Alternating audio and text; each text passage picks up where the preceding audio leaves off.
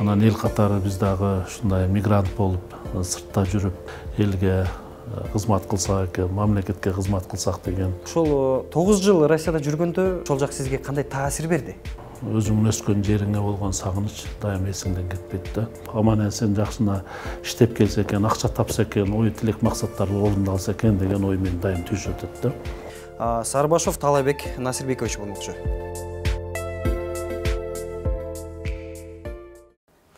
Саламатсыздарбы, Межа 24 маалымат агенттигинин көрөрмандары, биз бүгүн Ош шаарындабыз. Бүгүнкү маекке өлкөбүздүн экинчи борбору болгон Ош шаарынын мэри Сарбашов Талайбек Насирбекович болмокчу.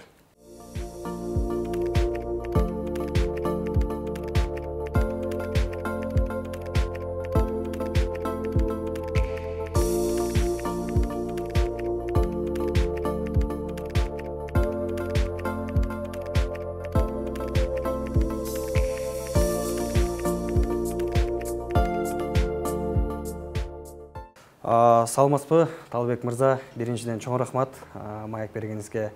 Алгач эле ушул суроодон баягы сиздин жеке таржымаңыздан баштасак, кайсыл жактын кулунусуз, кайсыл жакта өстүңүз эле, ошол жаш кураңыз тууралуу айтып берсеңиз.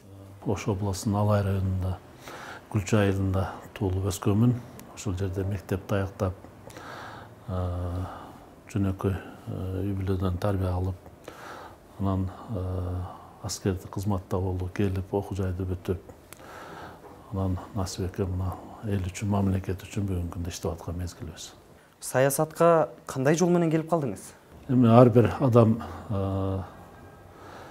эр жетип чоңойгондон кийин астына максат коет, сөз эл үчүн, мамлекет үчүн иштесем деген ой тилектери болот да.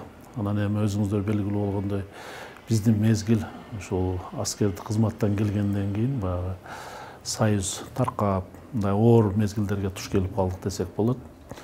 Анан эл катары биз дагы ушундай мигрант болуп, сыртта жүрүп, иштеп, үй бүлө багуу, ата энеге жардам берүү максатында ушул мен көп жыл ушу Россияда жүрүп калдым да, иштеп.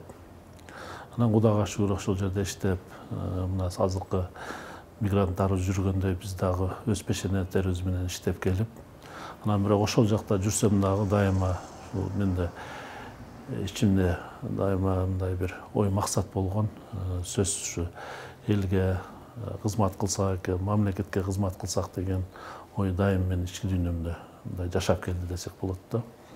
Анан тилекке каршы ушул 2005-2004 жылы мен Кыргызстанга ушул атам бул дүйнөдөн өткөндөн кийин Алайда жашап калдым.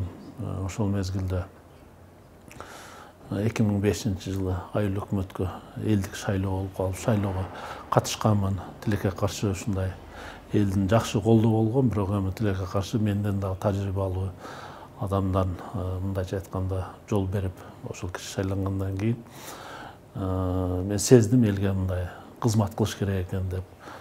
Анан эл менен байланышып, жаштар менен байланышып, дайыма ошолорго колдон келген жардамды берип, коомдук иш-чараларга катышып жүрүп, анан 2008 жылы райондук кеңешке шайлоо болуп калып, анан мен депутаттыкка коюп, анан элдин колдоосуна ээ болуп, ушул райондук кеңештин депутаты болуп шайланып, ошол эле депутаттар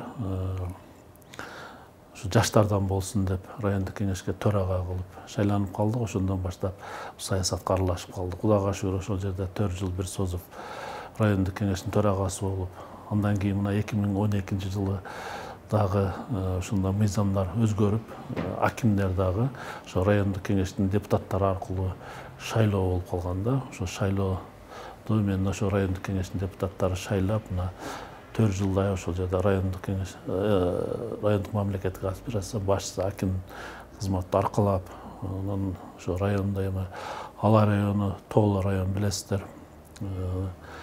Мен барганда 96% ошо район дотацияда турган.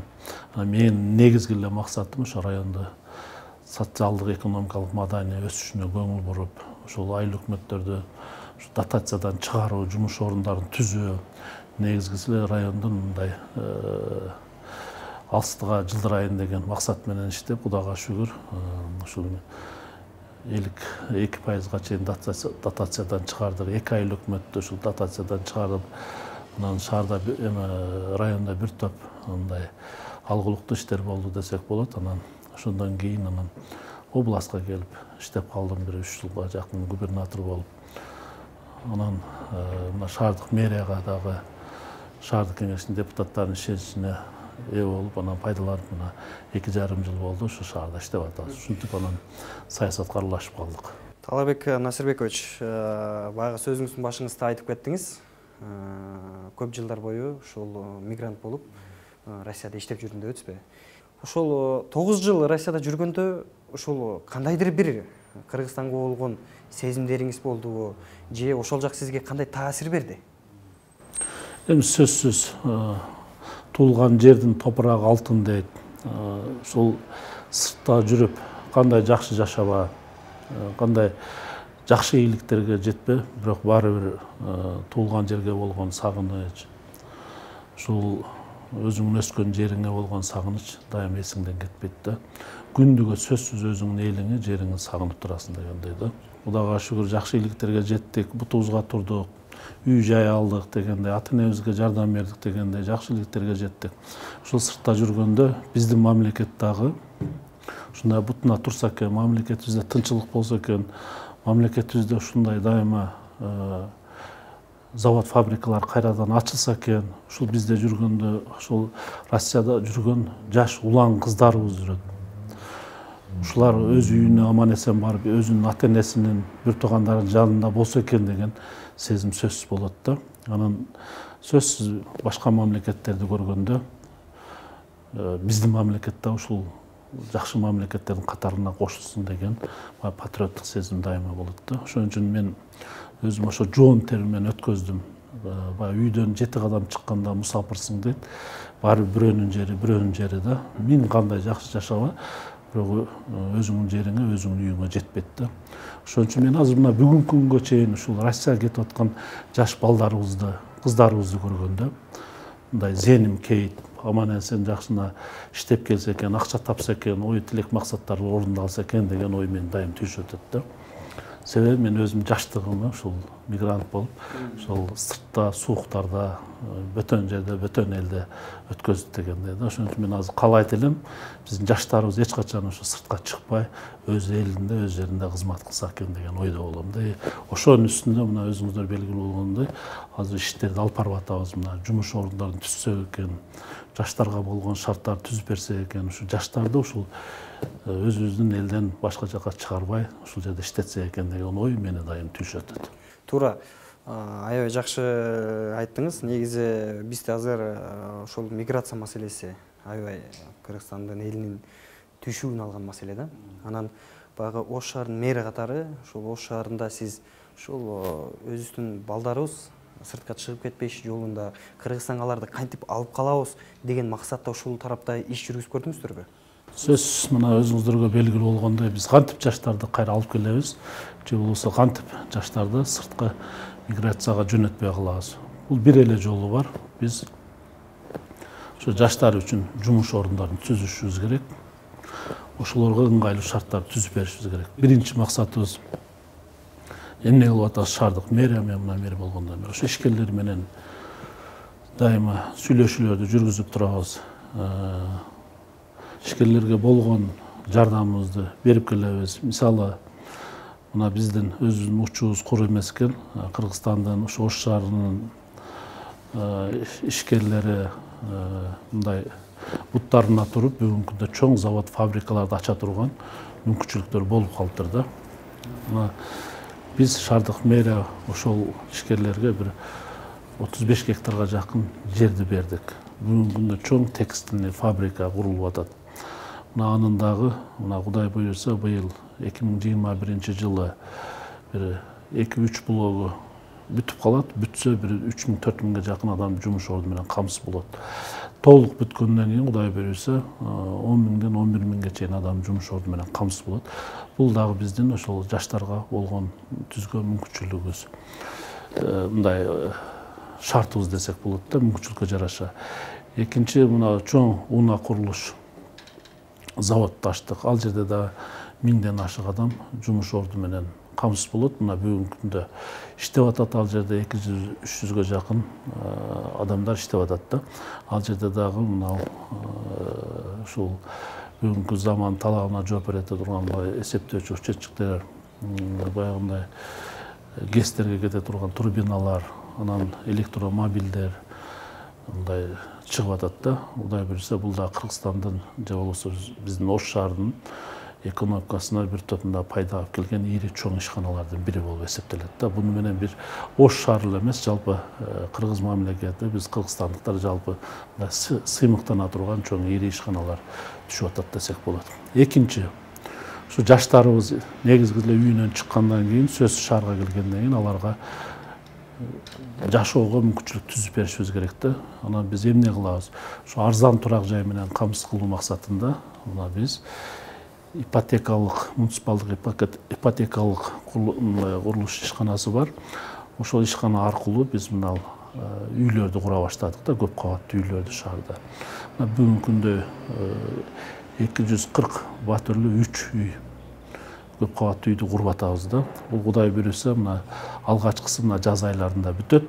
Биз ишке тапшырабыз, элге тапшырабыз. Ушул ар бир мамлекеттик муниципалдык кызматта иштеген жаштар болобу, үй жоктор болобу, ошолорго мындай шарттар түзө баштадык да. Келечекте мына быйыл дагы 3 үйдү жакын арада баштайбыз. Мына шаарда 6,5 миңге жакын адам үй алуу кезегинде турса, анын 1,5 миңи ушул ипотекалык үй алуу боюнча кезекте тургандар да. Биз жылда ушунда 5-тен 6дан үй кура турган болсок, 3 жыл 4 жылда биз ушу кезекте тургандарды толук арзан турак жай менен камсыз кылабыз. Ушуга окшогон шарттар түзсөк эле мен ойлойм ошо сыртта жүргөн мигранттарыбыз сөзсүз өз жерибизге келет деген ойдобуз. Ушул сиз мэрлик кызматка келгенден бери баягы эл ичинде айтылып келет да, Ош шаары кыйла жакшылык багытты көздө өнүктү депчи. Ошол эле учурда кыргыз элибизде элдин көйгөйүн түшүнгөн, элдин аярлуу катмарына түшкөн жетекчи катары таанышат да сиздечи. Анан бул ошол жетекчилик болуп туруп, ошол коомдун аярлуу катмарында түшүнгөн, ошол эле өйдө тарапта түшүнгөн, бул кандай бир ийгиликтин сырыбы, ошол менен бөлүшсөңүз. Биринчиден дайыма жетекчи деген элдин көйгөйүн угуп, элге жакын болуп, ошол эл айткан маселелерди убагында бар же жок деп жооп берип, анан астыга койгон ошол пландарды, элдин көйгөйүн аткарып турсаң, мен ойлойм, элдин ишеничине киресиң депчи. Эми биз ушул мына 2,5 жылдын ичинде бир топ жолу ушул эл менен жолугушууларды уюштурдук, элдин көйгөйүн уктук. Анан ошо элдин айткан наказдарын дайыма убагында аткарганга аракеттерди кылып атабыз да.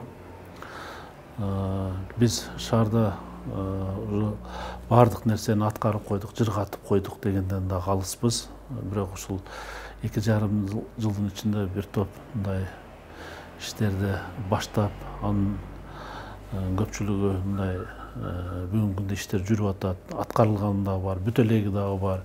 Анан эң негизгиси ушул али аткара турган иштерибизди мындай көпчүлүгүн проектилерди даярдап, ошолорду баштап атабыз да. Менимче ушул элдин ишеничине кириш үчүн дагы көптөгөн иштерди аткарышыбыз керек. Кудай буюрса шаарда биздин астыга койгон максаттарыбыз көп.